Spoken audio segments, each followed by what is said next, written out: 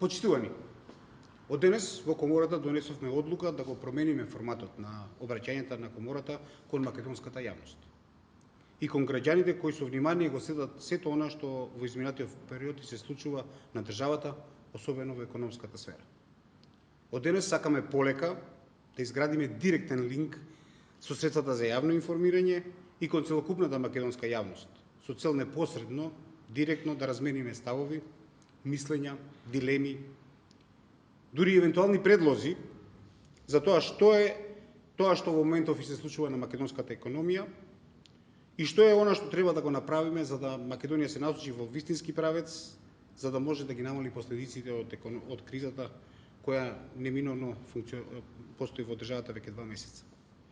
Овие пресконференции ќе се потрудиме да бидат организирани барем 2 пати во неделата. Сакаме тие во иднина да бидат отворено средство за јавно информирање, а преку нив нашите ставови да допрат до граѓаните на нашата држава. Нашите обраќања ќе се потрудиме да бидат кратки и во нив ќе се потрудиме да дадеме 4 важни поенти. Бројка на денот, коментар на денот, споредба на денот и нашиот став. Бројка на денот, зашто цениме дека економијата е екзактна наука во која бројките се.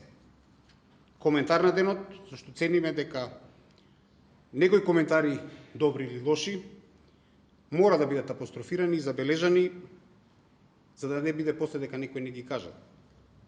Споредба на денот, која правиме заедно со нашите партнери од Коморскиот инвестициски форум, за да знаеме каде земите во регионот се во споредба со нас. И нормално нашиот став, зашто Комората секогаш има свој став за кој држиме и за кој се бориме.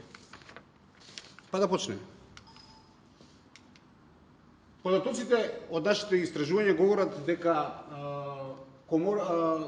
кризата ни донесе некои битни работи.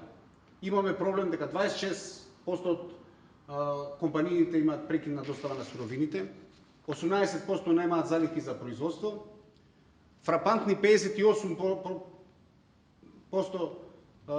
на компаниите залихите им завршуваат во почетокот на мај месец, 22% имаме целосен прекин на извозот и 21% имаме целосен прекин на увозот на народот. Она што е битно да се забележи и покрај тоа 71% од нашите компании не размислуваат за затварање на компаниите, а 21% најавуваат само делумно затварање на некои сектори.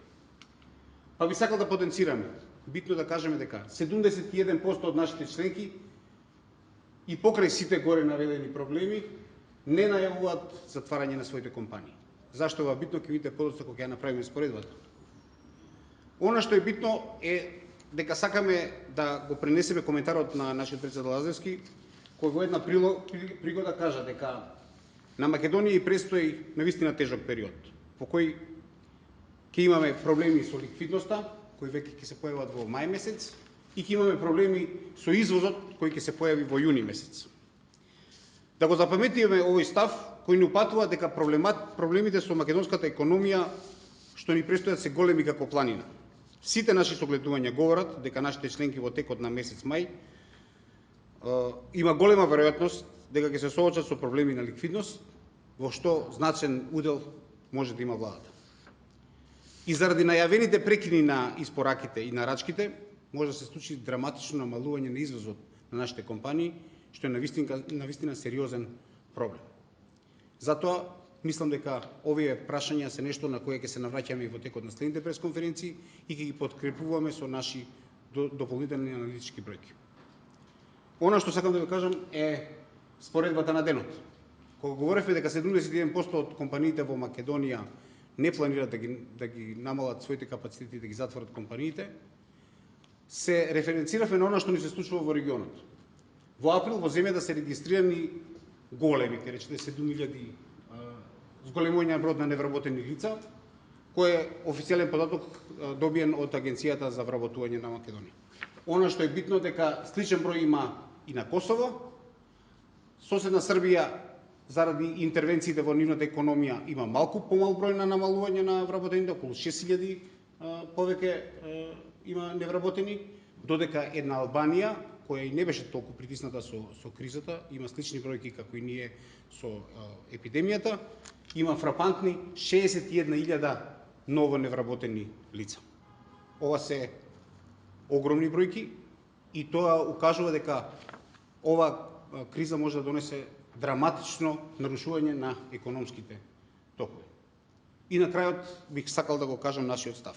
Стопанската комора на Македонија, како репрезентант на најголем број на економските субјекти во Републиката, на истекот на вториот месец од воведувањето на воредната состојба од страна на кој настана заради пандемијата на ковид, мора да констатира дека македонската економија веќе втор месец функционира во исклучително тешки околности и ослонета исклучително на своји сопствени резерви. Владините мерки и покрај на добрата волја на владата, имала добра намера, се многу комплицирани и тешко достапни до значаен број на нашите членки. Мора да констатираме дека мерките се фокусирани доминантно на правата на работниците, зашто имаме разбирање поради сензитивноста на положбата во која се најде најголем број на граѓаните на нашата република. Уплашени за своето здравје првенствено, за судбината на нивните работни места, за еднината на нивните семејства. Имаме чувство дека во овој период, кој падна доминантно на товар на нашите компании, реков, се има привид дека се е нормално во нашата економија. Ги натера луѓето да помислат дека економијата ќе се врати на нормала веднаш што мерките на владата прекинат. Но тоа не е така. На нашата држава и престои потешкиот период на совладување на кризата, обнова на економските токови и во тој период цениме дека државата мора да комуницира со економскиот сектор, затоа што тој е единствениот сегмент на државата кој го полни буџетот. Без него нема ни држава, ни буџет, нема ни иднина за оваа држава.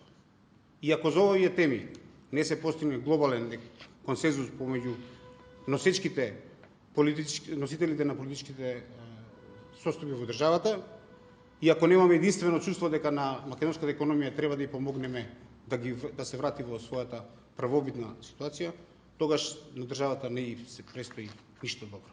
Ви благодарам на вниманието.